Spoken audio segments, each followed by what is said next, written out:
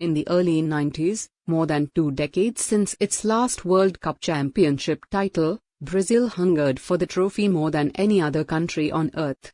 Yet the scars from its 1950 campaign were still not totally erased. Dubbed as the saddest day in Brazilian soccer history, July 16, 1950 was the day Brazil lost the championship to Uruguay right on their home soil, and the winner's speech prepared for Brazil had to be scrapped. At this point, you may be wondering what the Brazilian soccer story has to do with business. Surprisingly, the analogy can ring more bells than you think. Brazilian soccer dilemma back to the 1990s. During the run-up to World Cup of 1994, coach Carlos Alberto Parra was determined not to let history happen again. But he only knew too well the magnitude of challenge faced by Brazilian national soccer team.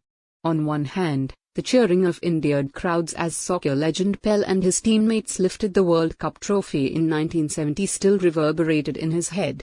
On the other hand, the grief-stricken silence of nationwide fans as they watched Uruguay took away their dream in 1950 was hauntingly real. Somewhere in between the past and present, Coach Parra pondered upon the Brazilian samba-inspired way of playing soccer. In a country where every schoolboy dreamed of being Pelé, arguably the best soccer player in Brazil's history and the most well-known on earth, it was hard to tell people to play differently. Brazilian children were always taught to play soccer with flair. They were enamored with the wizardry of footplay and dribbling, of playing soccer with very nimble dexterous patches of feet. But the famous method of Pelé was not working anymore.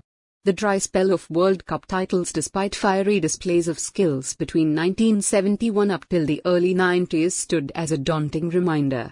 What previous coaches did not realize was soccer had changed a lot on the global landscape since Brazil's last creative zenith in 1970.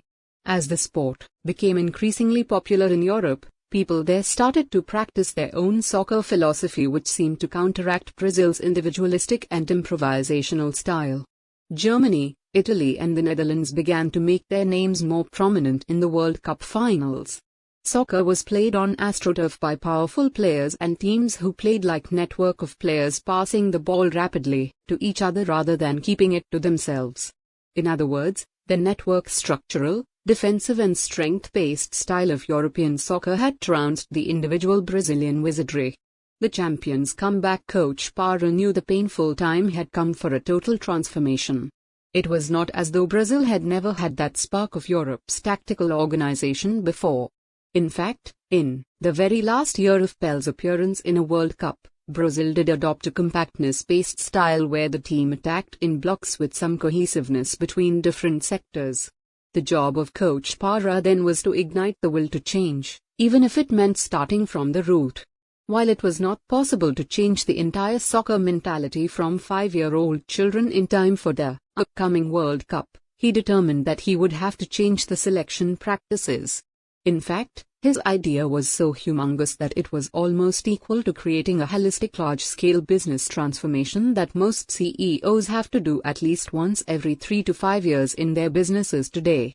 Fortunately, in 1994, Brazil made it. They won their 4th World Cup champion title.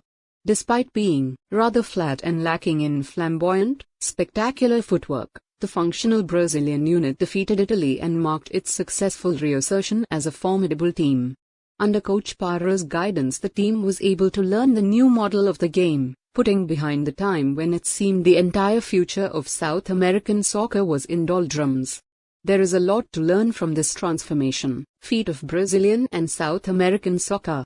Their teams have moved from an individual-based game to a network of players moving together in formations, conquering the opponents by outwitting them, by outsmarting them, and by out-networking them by using a better method. In the next blog in this series I will talk about another national team, in another sport, which never made the transformation. I am closely connected to that team and there is much to learn from them too, though it is not as happy story. If you would like to read the full article in PDF format, please click Hockey and Soccer 5.